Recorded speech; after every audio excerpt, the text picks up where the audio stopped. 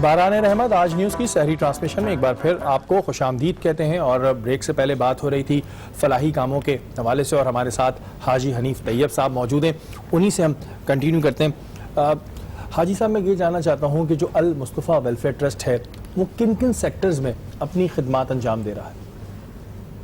اس کا مختصر جواب تو یہ کہ انسان کو جن جن چیزوں کی ضرورت پڑ سکتی ہے، مثال کے طور پر ایک علاج معالجہ ہے، بالکل، اور اس میں بہت سارے شعبے ہو گئے کہ ڈائلسس، وہ اگر کوئی غریب ہے المصطفیٰ اس کا فری ڈائلسس کرتا ہے۔ اچھا، زبردست۔ اللہ نہ کرے کسی کے یہاں کوئی تھیلیسیمین بچہ پیدا ہو، لیکن جب تک وہ زندہ ہے اس کا بلڈ ٹرانسفیوژن ہوتا رہے گا، وہ فری المصطفیٰ میں ہوتا رہے گا۔ یہ بلڈ چڑھانے سے آئرن بہت اسٹور ہو جاتا ہے، بالکل بالکل، آئرن نکالنے کا کام بھی المصطفیٰ کی طرف سے فری ہے۔ بلڈ بینک بھی ہے، اور بلڈ جو ان بچوں کو ہم دیتے ہیں وہ یونیورسٹی کے طلباء کا، نوجوان طلباء کا ہوتا ہے، کیونکہ اس کے اندر زیادہ قوت طاقت ہوتی ہے۔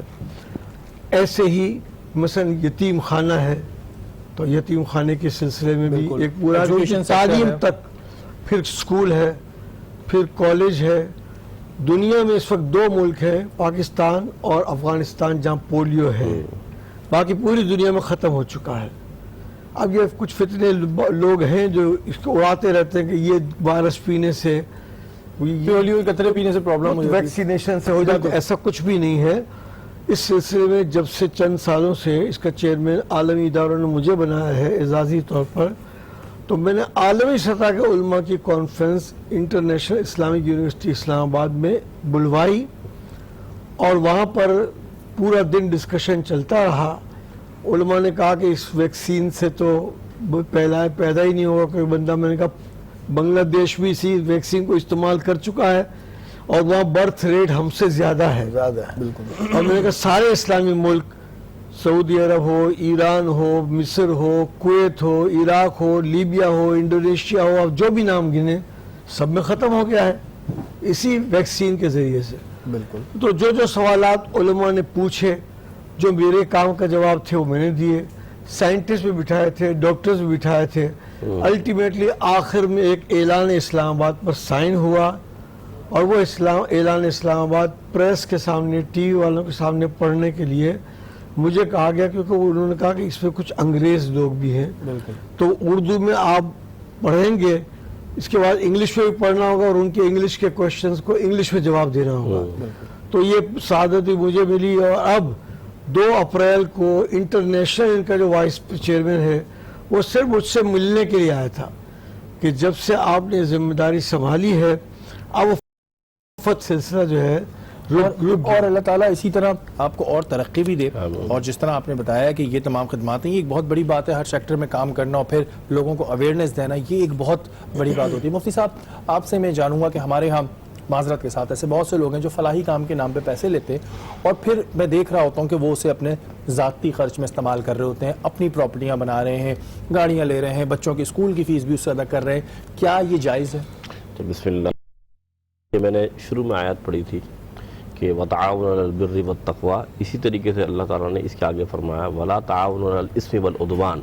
بہت خوب، بہت مناسبت سے بات یہی ہے کہ جس طرح نیکی کے کام میں آپ کو فرمایا کہ تعاون کرو، اس طرح فرمایا کہ جو برائی کے کام ہے یا گناہ کے کام ہے اس میں فرمایا ایک دوسرے کے ساتھ تعاون مت کرو۔ اللہ نے واضح فرما دیا کہ اگر کوئی شخص، آپ دیکھ رہے ہیں ہوتا یہ ہے کہ ہم چھوٹے سے اسٹیپ سے لے کر بڑے تک ہمارا معاملہ یہ ہے کہ اگر ہمارا ویلفیئر کا صدر کوئی غلط کام کر رہا ہے تو اس میں چپڑاسی بھی شامل ہے کہ ٹھیک ہے یار، سب شروع ہو جاتے ہیں۔ تو وجہ یہ کہ ایک بندہ صحیح ہوگا نا تو پھر دوسروں کو بھی تلقین ہوگی۔ یہ ایک ویلفیئر والے دیکھتے ہیں کہ بھائی اس میں تو ہم کھا رہے ہیں، دوسرا والا بھی شروع ہو جاتا ہے۔ بات صرف اتنی سی ہے، پہلے تو میں آپ کے سوال کا جواب دے دوں، ایسا عمل کرنا یعنی کہ یہ دیا گیا فلاحی کام کے لیے، جس کا حق تھا اس کو حق پہنچانے کے بجائے یہ خود استعمال کر رہا ہے، یہ حرام ہے۔ اسلام میں ایسا عمل کرنا بالکل ناجائز ہے۔ ہاں، مثال کے طور پہ قرآن نے فرمایا زکوٰۃ لینے والے لوگ جو کچھ لوگ ہیں تو ان لوگوں کے لیے حکم کہ وہ زکوٰۃ میں سے اپنی تنخواہیں نکال سکتے ہیں. ایک تو معاملہ یہ ہے، لیکن یہاں پر تنخواہ کے ایکسپیکٹ، لیکن یہاں پر معاملہ ایسا ہے کہ وہ اخراجات جو ذاتی ہیں وہ اخراجات ذاتی نہیں ہے، بلکہ وہ کہتے ہیں کہ آپ لگژری سے ہو گیا ہے، یعنی کہ وہ گاڑی خرید رہا ہے، وہ بنگلہ خرید رہا ہے، دیا لوگوں نے لوگوں کی فلاح کے لیے، دیا یتیموں کے سر پہ ہاتھ رکھنے کے لیے. کل میں یتیموں کے اوپر آپ سے جو حدیث بیان کر رہا تھا، مراد یہ کہ یہ مال ان کا تھا، اور اللہ کے رسول صلی اللہ علیہ وسلم یاد رکھیں روز قیامت یہ سوال کیا جائے گا کہ تم نے حقدار کا مال اس تک پہنچایا کہ نہیں پہنچایا. اور اگر کوئی عمل کر رہا ہے، چاہے وہ کسی بھی بڑے فلاحی ادارے کو وہ 10,000 اچھے کام کر رہا ہو، لیکن وہ 10 گنا بھی یہ کام کر رہا تو حرام کام کر رہا ہے، اس کی تمام نیکیاں ضائع ہو جائیں گی. یاد رکھیے گا، ایسا نہیں ہے کہ کوئی اگر شخص ہے کہ یار مثال کے طور پر ایک مثال دوں گا کہ پورا تالاب ہے، اس تالاب میں نجس کا ایک قطرہ آپ ڈال دیں تو کیا ہوتا ہے؟ پورا تالاب پانی کا پاک تھا، لیکن ایک نجس سے کیا ہو گیا؟ پورا ناپاک ہو گیا. تو مراد یہ کہ اگر آپ کہیں گے میں بہت سارے اچھے کام کر رہا ہوں اور میں نے تو تھوڑا سا لیا ہے، تو وہ میرے اپنی، لیکن وہ تھوڑا نہیں ہوتا، وہ تھوڑے سے بہت زیادہ ہوتا ہے، تو یہ پورے اعمال کو، پورے مال کو نجس کر دے گا اور حرام کر دے گا. تو ایسے کام سے بچا جائے. اچھا ڈاکٹر صاحب، میں نے جیسے شروع میں بتایا تھا کہ آپ بھی ماشاءاللہ فلاحی کام کر رہے ہیں اور آپ کی طرف سے بھی ہوتا ہے، آپ کیا دیکھ رہے ہیں ایسے کتنے لوگ ہمارے معاشرے میں اس وقت آ چکے ہیں جو فلاحی کام کو ایک بزنس بنا رہے ہیں؟ دیکھیں فلاحی کام وہی والی بات جیسے کہ حاجی صاحب نے فرمایا، مفتی صاحب نے فرمایا کہ فلاحی کام انسان کی خدمت کے لیے، یہ نہیں کہ اپنی لگژریز کے لیے. لیکن آپ کو کیا لگتا ہے کہ کتنے اب ایسے لوگ اس میں آ چکے ہیں جسے ہم معذرت کے ساتھ برساتی مینڈک بھی کہتے ہیں، کتنے لوگ اس کو بزنس کے طور پہ لینے لگے؟ جی بڑا اچھا بزنس ہے، ان سے پیسے لو، ان سے پیسے لو، 70% اپنے پاس پر رکھو، 30% لگا دیا تو لگا دیا، بہت بڑی بات ہے. بسم اللہ الرحمن الرحیم. سب سے پہلے تو میں تاہی دلی مبارکباد پیش کروں گا حاجی صاحب کو کہ آپ کو اللہ تعالیٰ نے صحت جیسی نعمت سے دوبارہ اور دعا کروں گا اللہ تعالیٰ ہمارے حاجی صاحب کو، حاجی صاحب کو کا سایہ تادیر ہمارے سروں پر قائم رکھے. یہ وہ سمبل ہے جن کو دیکھ کر ہمیں شوق پیدا ہوا تھا کہ ہم بھی کچھ خدمت خلق کر سکیں، شاید اس میں بھی ہمارا کچھ حصہ مل جائے. تو یہ وہ شخصیت ہے، مرد قلندر ہے، جن کو دیکھتے ہوئے مجھے بہت زیادہ شوق ہوا تھا، اور ان کی پوری زندگی کو دیکھتے ہوئے کہ کس طریقے سے، کس کے قدم پہ، کہاں کہاں، کس انداز میں انہوں نے اپنی زندگی بسر کی ہے. وفاقی وزیر ہوتے ہوئے بھی آج ایک 3 یا 4 کمروں کے فلیٹ میں موجود ہیں.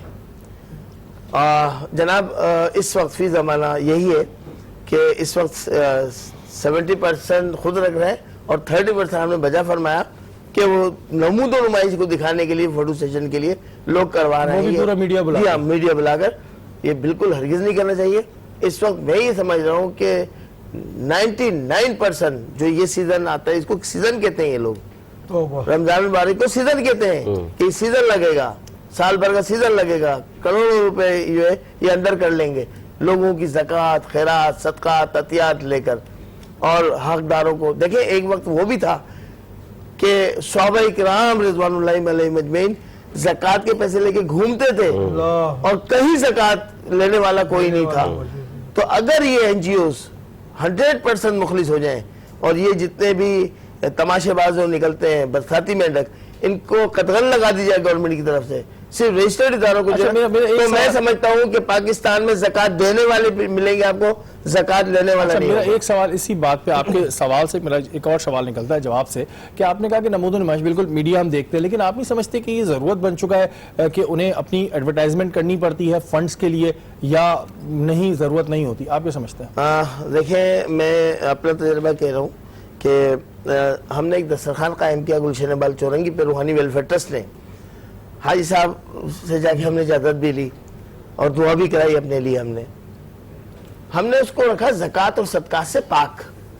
حاجی صاحب جیسے بزرگوں نے ایسا ہمیں دعا دی کہ یہ جو آپ نے سادات اکرام کا خیال رکھا ہے، علماء اکرام کا خیال رکھا ہے، انشاءاللہ دن دگنی رات چوگنی ہوگی.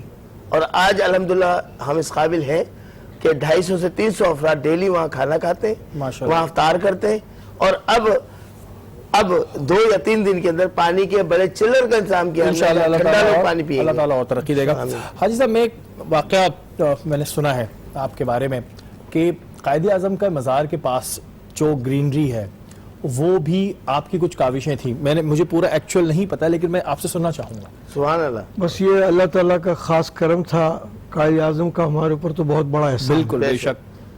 ہم نے ان کے ساتھ سچی بات یہ ویسا سلوک نہیں کیا جو کرنا چاہیے تھا. شرمندہ تو میں یہ دو اس مزار شریف سے متعلق دو کام قائد اعظم کے مزار سے متعلق اللہ نے مجھ سے لیے، اس لیے کہ اس علاقے سے 2 مرتبہ میں MN الیکٹ ہوا. ایک کام تو یہ کہ قائد اعظم کی 2 کاریں، ان کے ڈائننگ ٹیبل، ان کا آفس روم، ان کا بیڈ روم، ان کی کراکری، ان کی شیروانی، ان کے سوٹ، ساری چیزیں ان کے گھر پاس جو قرآن شریف کے کئی ترجمے تھے وہ سب رکھے ہوئے تھے ہمارے ان حکمرانوں نے یا بیوروکریٹس نے گودام میں، جس کو یہ کہتے ہیں ہم نے ویئر ہاؤس میں سنبھال کے رکھا ہے. اللہ نے مجھے 1 سال کے لیے انوائرمنٹل افیئرس کی منسٹری دی، تو پہلے اجلاس کے مجھے پہلے پتہ چل گیا تھا کہ اس طرح انہوں نے گودام میں رکھے ہوئے ہیں. میں نے کہا پورا ایجنڈا ہو جائے گا نا پھر میں ایک بات کروں گا آپ لوگوں سے.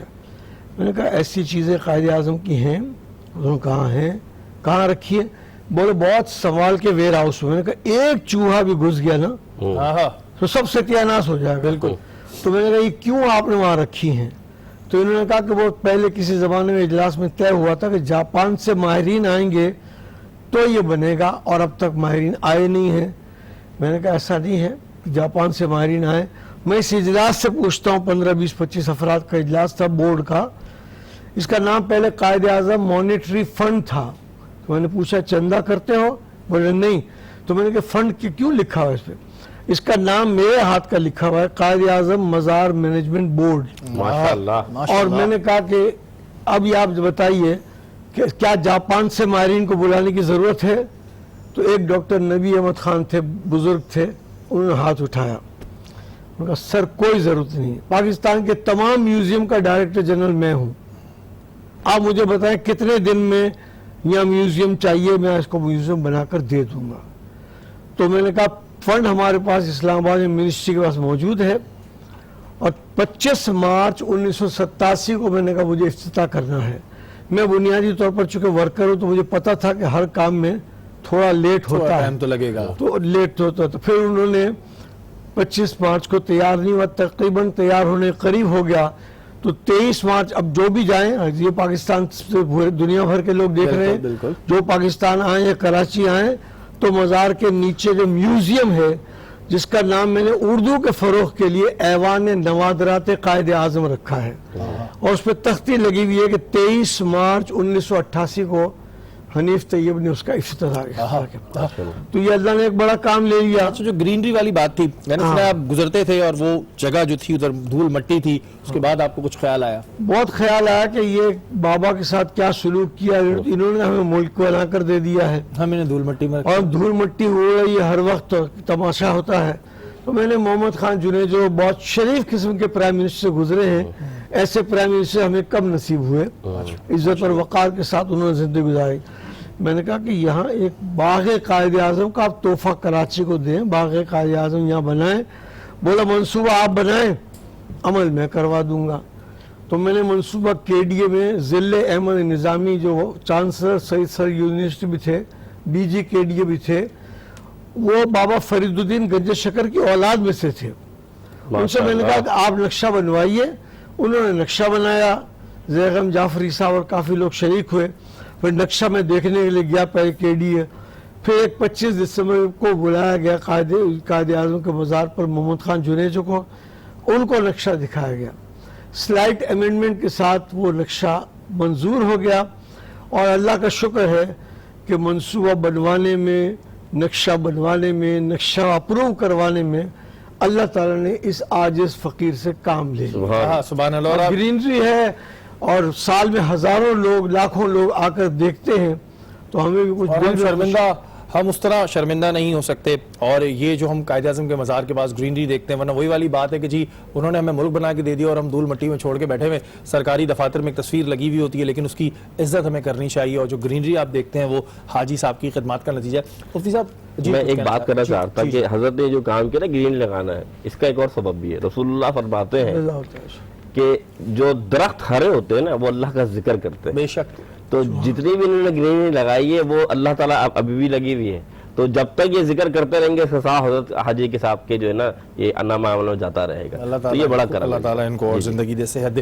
اچھا مفتی صاحب، ایک ہمارے یہاں چیز یہ ہوتی ہے کہ ہم اگر فلاحی کام کر رہے ہوتے ہیں، میں اکثر دیکھتا ہوں کہ راشن بٹ رہے ہوتے ہیں، شناختی کارڈ کی کاپی لیتے ہیں، ٹھیک ہے، لیکن مسلمانوں کی تو ہم مدد کر رہے ہیں. اگر کوئی غیر مسلم ہے اور اس کو ہم راشن دے رہے ہیں تو کیا وہ اس کا ثواب بھی ہے، یا اس میں کچھ پرابلمز ہیں کہ لوگ یہ کہتے ہیں کہ جی ہم یہ زکوٰۃ کی چیزوں سے ہم راشن بانٹ رہے ہیں، فلاحی کام تو کر رہے ہیں، لیکن ہم یہ غیر مسلم کو دے سکتے ہیں، کیا غیر مسلم کو دے سکتے ہیں؟ اچھا دیکھیں، پہلی بات تو یہ کہ میں نے زکوٰۃ تو جو میں نے آپ کو ایک مسئلے پر رائے بھی تھا کہ ہوتی ہے عموماً مسلمانوں کے لیے، لیکن جہاں مسلمان نہ ہو وہ تو آپ نے جو بتایا کہ نہ ہو دے سکتے ہیں، لیکن فلاحی کاموں سے ہم کیا غیر مسلم کی مدد کر ہاں سکتے ہیں؟ بالکل کر سکتے ہیں، کوئی مذائقہ نہیں. دیکھیں بات یہ مؤلفۃ القلوب کسے کہا گیا؟ تالیف قلب، یعنی کہ ان کا دل اسلام کی طرف راغب کرنے کے لیے اگر آپ ان کو مدد کرتے ہیں. یہ قرآن سے ثابت ہے کہ جو لوگ اللہ کے دین پر عمل نہیں کرتے لیکن ہو سکتا ہے آپ کی مدد سے وہ دین کی طرف راغب ہو جائیں، تو اس لیے حکم دیا گیا کہ اگر آپ کسی کی مدد کر دیتے ہیں تو ہو سکتا ہے وہ دین کی طرف آ جائے، تو اس کو ناجائز نہیں قرار دیا گیا. اب ایک اور بات میں آپ کو کیونکہ ٹائم تھوڑا وہ ہے، اس کو بالکل ابھی کنٹینیو کریں گے. یہ بات میں کلیئر کر دوں کہ مجھ سے کسی نے سوال پوچھوایا تھا کہ جی کیا فلاحی کاموں سے غیر مسلم کی مدد کر سکتے ہیں؟ تو بالکل کر سکتے ہیں، کیونکہ آپ کا ہو سکتا ہے یہ عمل دیکھ کے وہ اسلام کی طرف آ جائے، اور اگر وہ مسلمان ہو گیا تو اس سے بڑی کیا بات ہے. یہاں وقت ہوا ایک چھوٹے سے بریک کا، بریک کے بعد دوبارہ حاضر.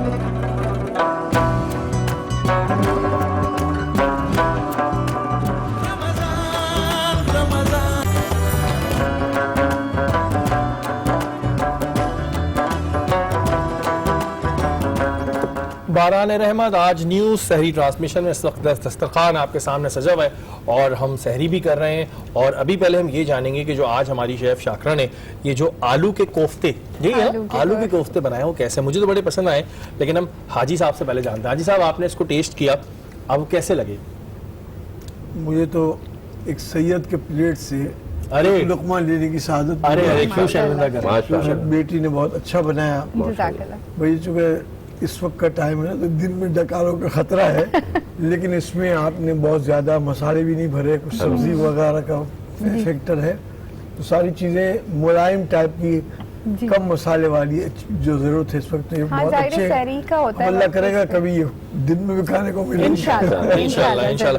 اس کی آپ نے ویسے ریسیپی کہاں سے سیکھی یہ بتائیں آپ؟ یہ بھی میری سانس ہی. ارے یہ جتنی بھی ریسیپیز لا رہی ہیں نا، یہ ان کی سانس جو ہے ماشاءاللہ وہ سکھاتی ہیں ان کو، اور یہ سیکھ لیتی ہیں، یہ بڑی بات ہے، ورنہ آج کل کی لڑکیاں سیکھتی بھی نہیں ہیں. نہیں جب حیات تھی وہ، اب تو اس دنیا میں نہیں ہے، لیکن یہ ہے کہ انہوں نے مجھے بہت، جسے کہتے ہیں نا، پرفیکٹ کر دیا تھا 1-1.5 سال میں. اب دیکھ لیں میں جتنی بھی بہویں اس وقت دیکھ رہی ہیں جن کی سانسیں حیات ہے، اللہ ان کو حیات بھی رکھے. اور سانس کی بات ماننے سے یہ فائدہ ہوتا ہے، دیکھ لیں تو سانس کو جو ہے وہ ماں سمجھا کریں، سانس نہ سمجھا کریں. اچھا جی، ہمارے ساتھ اس وقت 2 ننھے مہمان موجود ہیں، اور آج کی ہمارے اس سیگمنٹ کے مہمان ہیں کہ یہ اپنا روزہ رکھنے جا رہے ہیں، اور اب ہم ان سے بات کریں گے. السلام علیکم. وعلیکم السلام. کیا نام ہے آپ کا؟ حسن رضا. حسن رضا. حسن آج روزہ رکھنے جا رہے ہیں ہم، ہیں جی روزہ رکھنے جا رہے ہیں. اچھا مجھے یہ بتائیں کہ جب ہم روزہ رکھتے ہیں تو ہمارے ذہن میں بہت ساری دعائیں ہوتی ہیں کہ ہم یہ مانگیں گے، اللہ میاں ہماری جلدی سے سن لے گا.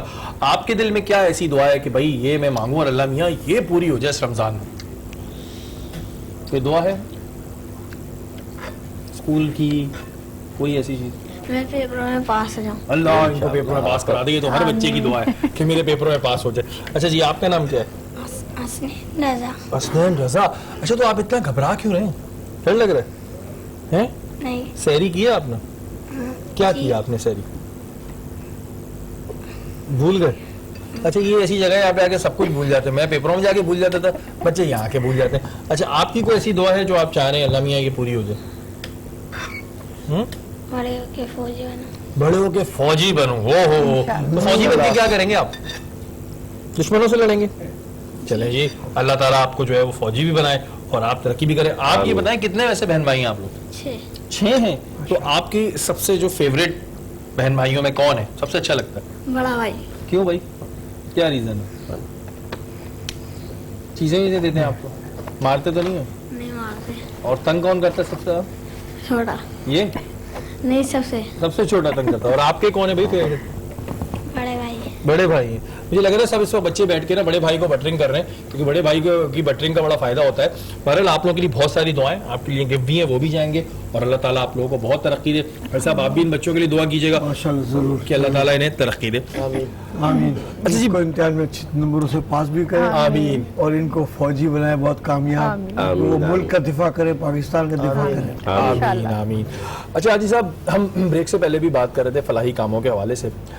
आपको जैसे बचपन से घराना ऐसा मिला, आपने देखा आपके नाना दादा जो भी सब इसी फलाही काम में लगे, तो आप में भी ऑटोमेटिकली वो चीज़ आ गई। अभी जो हमारे यंगस्टर्स हैं, इनके अंदर हाजी साहब कौन सा ऐसा तरीका है जिससे हम ये जज्बा बेदार कर सकें कि वो नेकी के कामों में आए, फलाही कामों में आ गए हैं? क्या करना चाहिए? एक बात तो अल्लाह ताला आपकी जो दिली आरज़ू है पूरी करे कि ये सोशल वर्क करने वाले लोग अपने दामन को पाक साफ रखें, नंबर 1। बिल्कुल, माशाल्लाह। नंबर 2, एक ऐसे प्रोग्रामों के ज़रिए जब लोग सुनते हैं कि सोशल वर्क की ये अहमियत है, ये फ़ायदा है, अल्लाह उससे सुकून वाली ज़िंदगी भी आपको देता है। बेशक ये जितने लोग हमारे MP, MNA, senator, minister elect होते हैं, ये इतना ही काम कर लें कि इलेक्शन के दौर जिस इलाके से इलेक्ट हुए हों वहाँ स्कूल, हेल्थ, एजुकेशन, इस तरह की चीज़ें जो हैं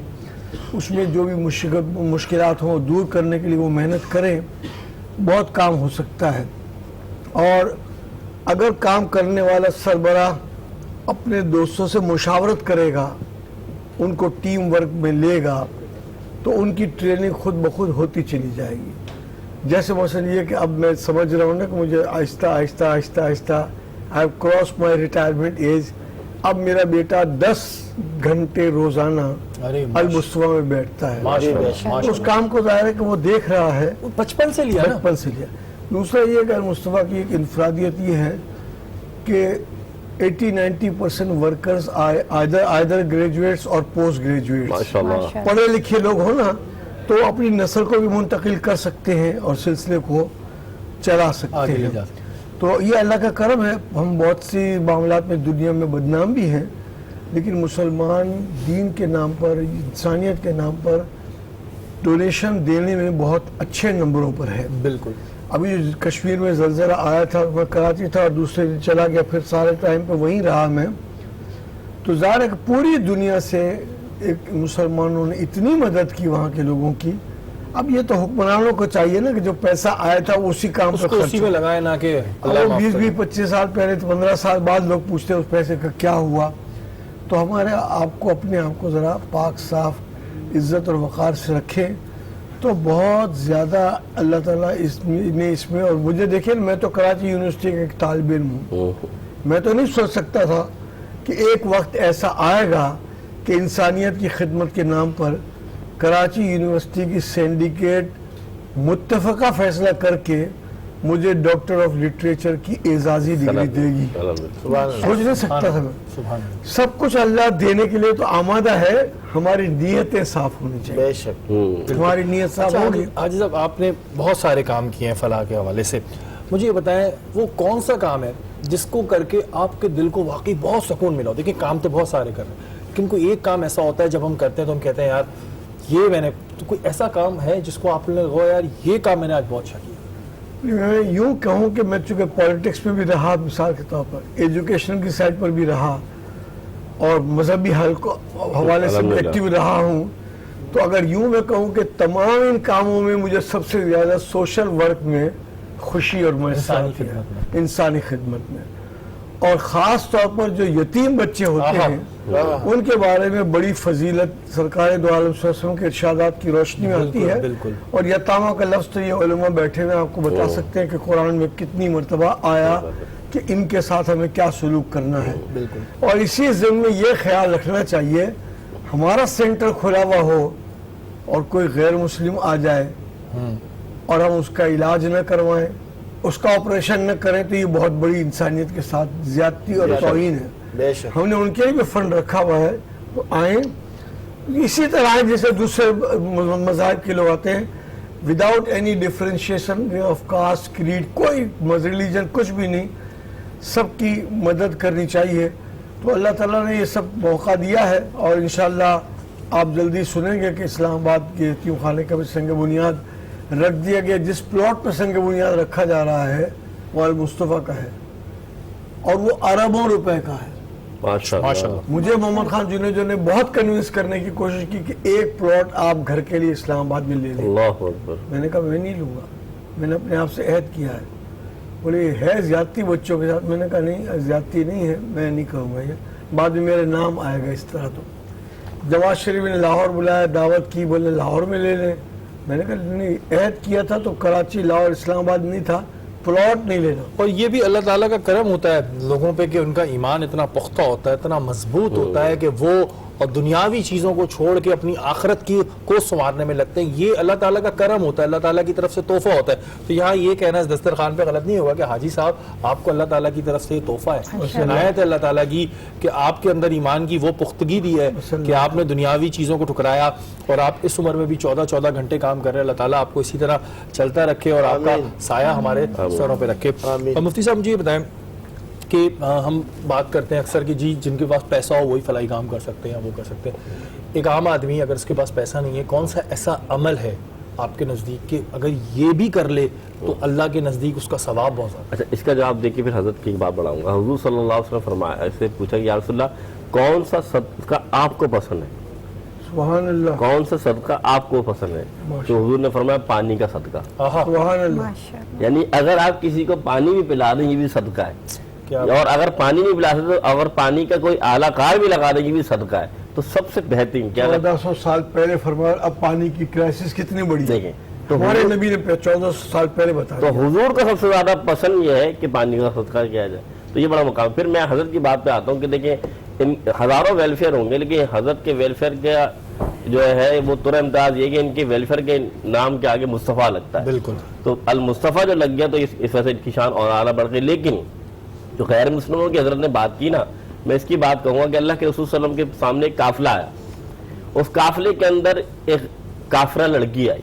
اللہ. تو اللہ کے رسول صلی اللہ علیہ وسلم نے کالی کملی اٹھا کر اس کافرہ لڑکی کے سر پہ ڈال دی. اللہ. تو جیسے ہی ڈالا تو صحابہ کرام اس کو لے, یا رسول اللہ یہ لڑکی تو کافرہ ہے, اس کو چادر کی کیا ضرورت ہے؟ میرے نبی نے فرمایا لڑکی کافرہ ہو یا مسلمان, بیٹی بیٹی ہوتی ہے. اللہ اللہ. میرے نبی فرمائے بیٹی بیٹی ہوتی ہے, یہ فرق نہیں کیا. اللہ کے رسول نے سے چادر پہنائی. تو اگر کوئی علاج اللہ کے رسول کی امتی, یہ کام حضور نے فرمایا, اگر کوئی میرا امتی کسی دوسری امت کو خوش کرنے کے لیے اس کی حاجت پوری کرتا ہے تو یاد رکھو وہ مجھے خوش کرتا ہے. آپ برا نہ مانے تو ایک بات کروں. جی جی کہ حاتم طائی کی سخاوت مشہور ہے. بالکل. سبحان اللہ. ان کے لشکر علاقے کے لوگوں نے مسلمانوں پر حملہ کیا, وہ ہار گئے, کافی لوگ گرفتار ہو گئے.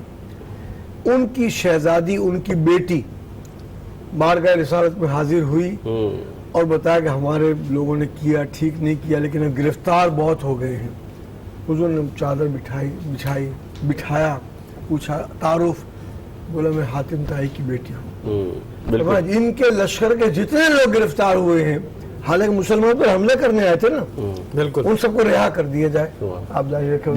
یہ کردار ہے میرا. پھر میں حضور نے فرمایا جس نے مجھے خوش کیا تو اس نے اللہ کو خوش کیا, اور جس نے اللہ کو خوش کیا اس کا ٹھکانہ کیا ہے. حدیث یعنی کہ یہاں پر یہ بات ہمیں اس بات سے, آپ کی اس بات سے یہ ہمیں سبق ملتا ہے کہ جب ہم فلاحی کام کریں تو ہم اس چیز کا ذہن میں نہ رکھیں کہ جی یہ کس مذہب سے ہے, یہ کون ہے. ہمیں فلاحی کام کرتے وقت یہ سوچنا چاہیے کہ ہم سب اشرف المخلوقات ہیں, اس اللہ کے بندے ہیں. تو ہم نے اگر کسی بندے کی مدد کی ہے تو ہم نے اپنے رب کو راضی کیا ہے, چاہے وہ مسلم ہے چاہے وہ غیر مسلم ہے. یہ چیز اگر ہم اپنے ذہن میں رکھیں تو ہم بہت سی پریشانیوں سے جو ہے وہ بچ سکتے ہیں. ڈاکٹر صاحب آپ کی جانب آؤں گا کیونکہ آج ٹپس سے تو ضرور بتاؤں گا, لیکن میں اس خوبصورت گفتگو میں شامل ہی ہوں گا کہ میں اپنے آپ کو خود پیش کرتا ہوں آپ کے سوال کے لیے کہ حقیقت یہ ہے کہ اس دسترخوان کو یا ویلفیئر کو چلانے کے لیے میرے پاس کوئی فنڈ نہیں تھا. ببانگ دہل کہہ رہا ہوں میں, کوئی فنڈ نہیں تھا, نہ کوئی پلاننگ تھی, شوق تھا. اور شوق میں جب اضافہ کب ہوا, جب غریب نواز رحمۃ اللہ علیہ کے گدی نشین, وہاں کے جن کے پاس وہاں کی چابیاں ہیں, خواجہ سرور چشتی دامت برکاتہ کراچی سے تشریف لائے اور میرے ادارے میں آ کر مجھے خلافت سے نوازا, اجازت سے نوازا. دوسرے دن سے ہی یہ سلسلہ کھانے کا ہم نے گلی میں شروع کیا اور اب اتنا بڑھ گیا الحمدللہ کہ گلشن اقبال چورنگی پہ اور کوئی سپورٹ نہیں تھی. اس رمضان المبارک میں میرے دوستوں نے مجھے تنہا دوڑتے ہوئے جب دیکھا تو انہوں نے کہا مان گئے. مطلب مان نہیں گئے, اس کو مانو جس ذات نے یہ اس کام پہ مجھے لگایا. اور بے شک اور وہ بھی میرے ساتھ بے شک شامل اللہ ہوئے. تعالیٰ بھی ایسے لوگوں کی مدد کرتا ہے جس کی نیت صاف ہو, اور اگر آپ کی نیت صاف ہے تو آپ کی منزل آسان ہے. یہ بہت سے لوگ کہتے ہیں, یہ ایسے ہی نہیں کہتے. اور کہ ہماری بہت خواہش تھی حاجی صاحب کہ ہم آپ سے مزید باتیں کریں, مجھے بہت کچھ سیکھنے کو مل رہا ہے, لیکن ظاہر ہے آپ کو جانا ہے, اور آپ کا یہ بہت شکریہ ہم الفاظوں میں ادا کریں گے کہ آپ نے آ کر اپنا قیمتی وقت ہمیں دیا. ہم آگے بھی چاہیں گے کہ آپ ہمیں جوائن کریں. آپ کا بہت بہت شکریہ. اللہ سب کو خوش رکھے, شرکت کریں, سب کے روزے اللہ قبول کرے, آسانیاں پیدا کرے. آمین. اور پاکستان میں دعا کریں کہ داتا گن بخش علی حضوری رضی اللہ تعالیٰ کے مزار شریف کے بعد جو خودکش حملہ ہوا, ایسے حملوں سے پاکستان ہمیشہ کے لیے پاک ہو جائے. اللہ سب کی جانوں کی حفاظت. اللہ تعالیٰ بالکل ہم سب کو محفوظ رکھے, تمام مسلمانوں کو اپنے حفظ و امان میں رکھے. یہاں وقت ہوا ہے بریک کا, بریک کے بعد حاضر.